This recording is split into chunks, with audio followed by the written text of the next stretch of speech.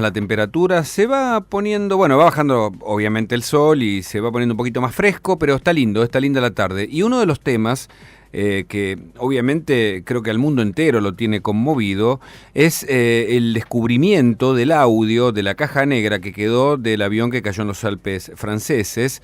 Y ahí de ahí trasciende la información de que el copiloto impidió que el piloto que había ido al baño pudiese ingresar en la cabina y él mismo en silencio aparentemente accionó un piloto automático. La gente no sabía que estaba yendo rumbo a su propia muerte, y en el minuto final, bueno, ocasionó justamente el estrello del avión allí en los Alpes. Y aparentemente lo que se sabe hasta ahora es que no se trata de un atentado, sino de lo que se llama psíquicamente, psiquiátricamente, algo así como el síndrome del quemado, una persona con un estrés justamente que lo llevó a su muerte y al asesinato de otras 149 personas. Por eso consultamos a Enrique de Rosa, que es un especialista, un psiquiatra y un experto en estos temas, para que nos ayude a entender cómo se llama este síndrome, si existe, qué significa y si puede hacer lo que, bueno, finalmente hizo en este copiloto. ¿Qué tal, Enrique? ¿Cómo estás? ¿Qué tal? Buenas tardes, ¿cómo te va? Bueno, ayúdanos a entender. Hay un síndrome, hay un estrés que es suicida y asesino a la vez. Sí, ahora, a mí me sorprende, digamos, yo me enteré de esto al mediodía, Uh-huh. salí con unos colegas tuyos y en realidad, y te escucho ahora vos decir esto, sí, obviamente existe el síndrome de burnout, del quemado. Burnout se llama. Ajá. Burnout, del quemado. Ahora, quien haya hecho la hipótesis, básicamente más que médico psicólogo, debe ser parapsicólogo, porque con los datos que tenemos, es decir, burnout, suicida, es complicado imaginarlo. ¿Y por qué te digo esto? Porque en realidad el síndrome de burnout está descrito originalmente en docentes y en personal de salud que ya pierde el interés, pierde la motivación para hacer ciertas cosas y pasa con el tiempo y logra, y se le hace cada vez más pesado entrar en sus actividades. Hay hasta escalas, una de Christine Maslas, que era una educadora, y empieza con eso. ¿Sabes qué? Es lo que vemos muy habitualmente cuando se habla con docentes de, por ejemplo, de la provincia de Buenos Aires y dicen que ya no aguantan más, o cuando uno trata médicos de guardia y demás. Esto invita a que uno reflexione un poco más. Por eso digo, no sé de dónde salió el diagnóstico, pero es un poco osado porque sí, in extremis un cuadro traumático podría ocasionar, pero simplemente es difícil imaginar que se le hubiese pasado a la línea aérea, porque son personas que vienen con un antecedente bastante pesado. Por lo que entiendo, el síndrome burnout entonces es algo más bien típico de un depresivo y no de una algo. persona que va perdiendo motivación por el trabajo. Pero no al extremo de hacer lo que hizo. No, para O nada. suponer. Es decir, es el típico ausentista y encima en áreas muy específicas que tienen que ver en contacto con el público. Rarísimo que un piloto que casualmente no tiene contacto con el público, por eso es personal de salud. ¿Sabes en quién se describe burnout? En un docente de la provincia de Buenos Aires que tiene una población de alumnos muy complicada y fracasa en la tarea de enseñar. En una persona que cuida pacientes con Alzheimer y se le hace, o en personal de salud en general, que de golpe se tiene que atrincherar porque cada vez que va a la guardia lo atacan. Ahora, eso es un proceso largo en el tiempo, que va dejando muchas trazas, y si algo tienen las compañías aéreas es un control del estado psíquico particularmente de los pilotos muy cercano. Por eso digo, suena muy lejana esta posibilidad, por el tipo de población, por el tipo de trabajo y por los controles que tienen. Y encima el paciente con burnout va a ser un paciente que lo que va a hacer es abandonar su profesión o largos periodos de ausentismo, que es justamente lo que uno ve en docentes, en médicos, en municipales y demás. Salgámonos entonces del burnout inicialmente y pensemos en una persona que está en un estrés límite o en algo así y se vuelve loca y comete, digamos, tremendo hecho de, bueno, asesinar a 149 y suicidarse. Mira, Yo lo que creo, a ver, como hipótesis, perdón por ser un pinchaglobo, Sí, ¿no? sí. Como hipótesis, No, vos tenés que, claro, te consultamos para que nos ayudes a entender, como ¿eh? hipótesis, digamos, uno tiene que pensar en algo que haya sido de muy difícil detección previa. Ujú. Lo que vos me estás diciendo implicaría que habría elementos de alerta previos. Ujú.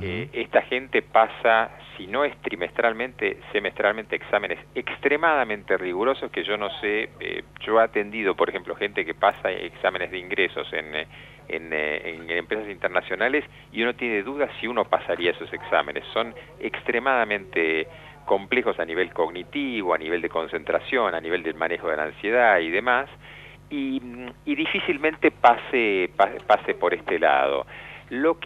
¿Qué opción quedaría en un cuadro que no deja rastros? Bueno, sacando de lado las teorías conspiranoicas en el estilo de control de la mente, sugestión poshipnótica y demás, lo que sí podría ser, y lo que yo creo a falta de otros datos podría haber, son procesos depresivos que se llaman larvados, es decir, son procesos depresivos que no se notan demasiado, pero que el sujeto va rumiando, o sea, va masticando la idea, va masticando un plan en sordina, por así decirlo. Es decir, desempeña una vida normal, todo funciona bien, pero la ideación suicida, que es lo que sí nosotros medimos o evaluamos en prevención del suicidio, concretamente una de las preguntas en estos días, en estos tiempos, en el tema de Nisman y la autopsia psicológica, es eso, si había una ideación suicida, si había elementos, y eventualmente ese sujeto aprovecha una circunstancia para ejecutar ese plan que venía masticando mucho, es decir, cualquiera de las modalidades suicidas súbitas, que no las vamos a mencionar públicamente, de golpe se presenta la oportunidad y esa persona la hace. Dentro de lo que se da en la práctica, eso quizás sería lo más cercano, en la medida en que no hay antecedentes claramente visibles, la persona en apariencia puede disfrazar bastante bien el plan, y no hay elementos traumáticos, que sí sería, por ejemplo, en un tema de burnout o de estrés, que sí serían elementos de burnout o de cuadros traumáticos, que sí se ven concretamente, que yo podría ver desde insomnio, desde momentos de raptos de furia o de ira, todo esto lo hubiese limitado en la conducción del avión. Pero si un sujeto está haciendo un proceso constante, depresivo, en que va masticando, va más mucho la idea, en una de esas aprovecha una circunstancia y en ese momento es como si entrara en una especie de cuadro psicótico, es decir, un sujeto que hasta ese momento está normal, se desencadena un pequeño núcleo psicótico, que es ese momento en que no hay contacto con la realidad y puede cometer un pasaje al acto suicida. Ok, o sea, puede ser entonces el producto de un psicótico, eso está claro, por lo menos, digamos, como escenario posible, ¿no? De una detonación psicótica, de un núcleo psicótico, no de un paciente psicótico. Un paciente psicótico sí también lo verías.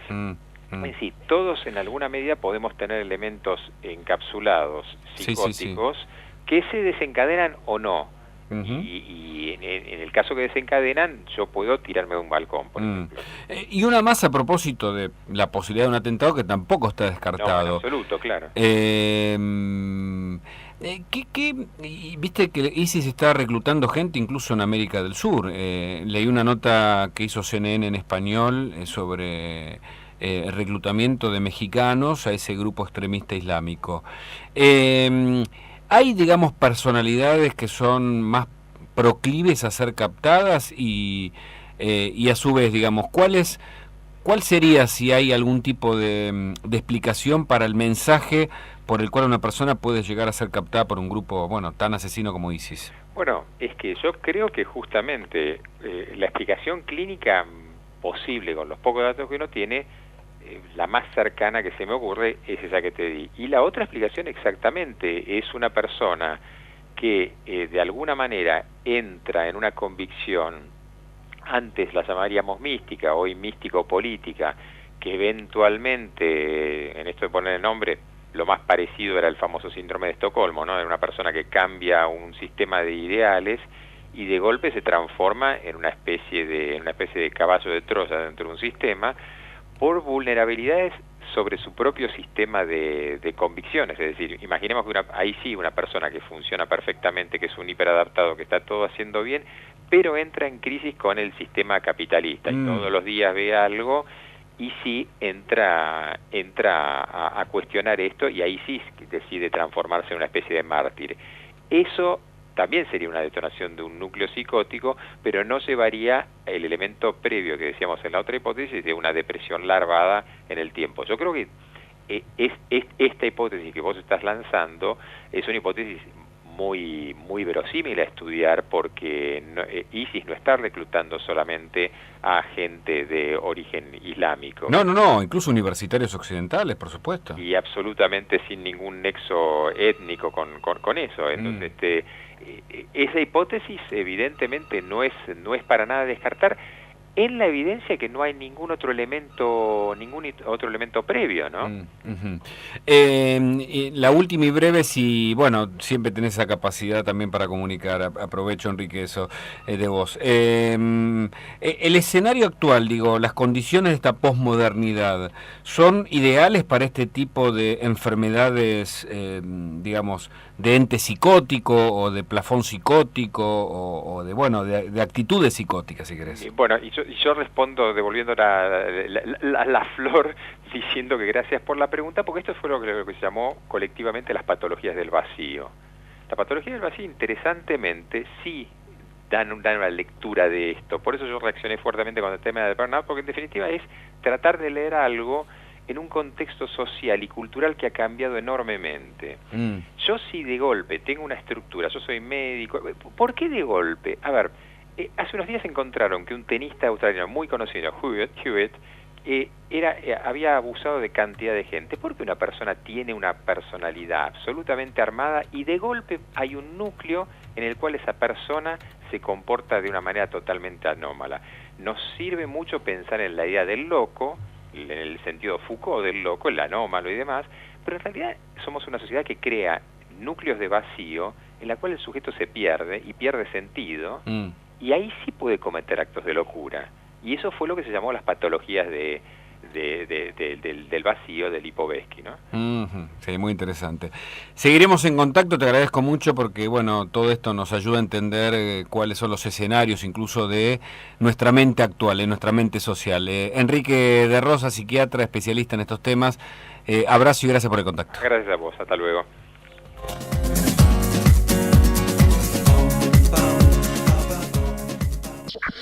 Espacio publicitario. Es como vos. Le pasa